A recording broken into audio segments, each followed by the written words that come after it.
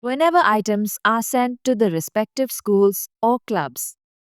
Then you need to acknowledge that you have received that particular item. After acknowledgement of the item, it is then added to your inventory, where you can update the current condition of the item.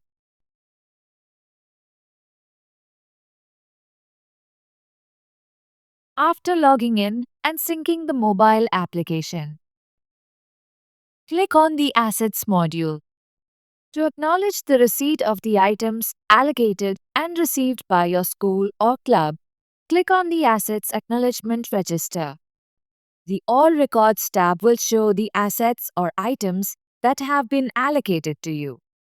Here you can also see the status of the acknowledgement. To make updates for this asset or item received by you, click on the particular record and then click on the Edit Record button in the pop-up. Here you can see the details of the asset or item like asset name, quantity, allocated to etc. When you scroll below, you will see a drop-down by the name received where you need to select the option Yes. It means that you have received that item. Then you need to add some additional details for the asset or item that you have received.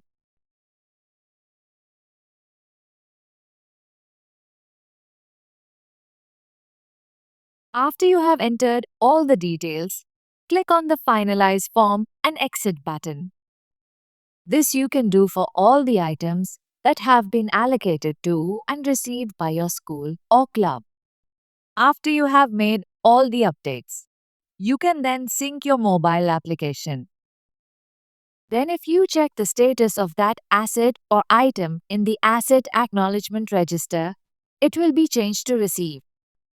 This item or asset would also get added into your inventory from where you can update the condition of the asset from time to time. By following the same steps of editing the record, making or updating the changes, clicking on the Finalize Form and Exit button. And then after all updates have been made, syncing the mobile application. A thing to note is that syncing is not necessary after every update, but you can make multiple updates or changes and sync the mobile application.